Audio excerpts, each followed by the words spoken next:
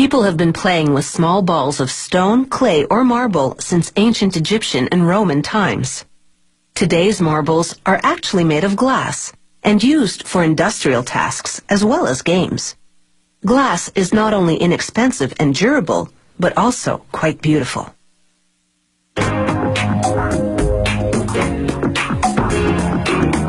To make marbles, this company melts recycled glass with marbles made earlier but rejected for being the wrong size.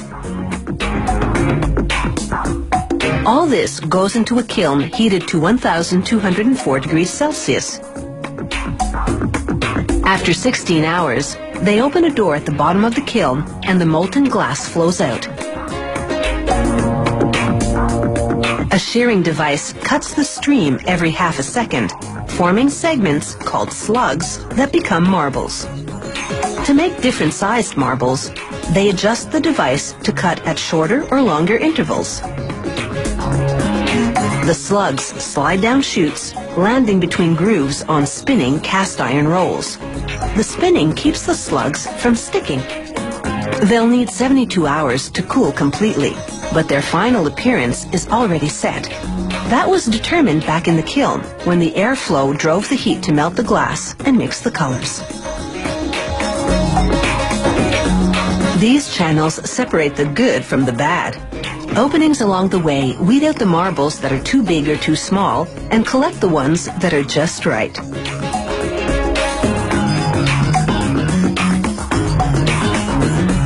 More intricate marbles are handmade.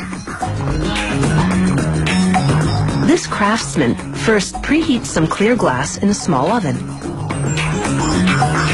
Then he breaks off a piece of colored glass. After the clear glass has melted in the furnace overnight, he gathers some on a steel rod, then picks up a chunk of preheated colored glass with it. He forms a knob and works the mass into a long string that's up to 5 meters long and thin as a noodle.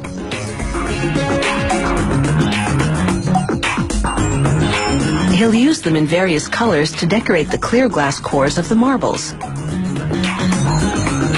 He gathers a clump of melted clear glass on the rod and shapes it with wet newspaper, which won't stick to hot glass. After shaping the end, he rolls the clump on several preheated colored glass strings. Then it's back in the furnace. He repeats these steps up to 3 times and rolls the clump on a metal table to even out the surface between each trip to the furnace. Then he adds a layer of clear glass on top. With another tool now, he stretches the clump to about 1/2 meter long. He'll use this to make several cores.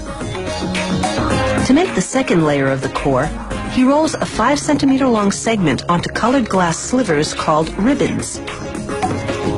After rolling them in the furnace to melt them, he flattens the ribbons with pliers and snips off the excess at the ends.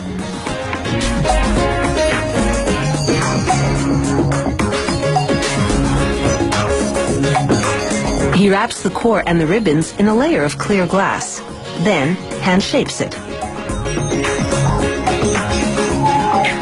Now he rolls the core on more glass strings. Then it's back in the furnace to meld them. He adds 1 more clear glass layer, and the inside is finished. That's a total of 6 layers for this marble. Other models have fewer or more. The craftsman shapes the glass with several metal and wooden tools.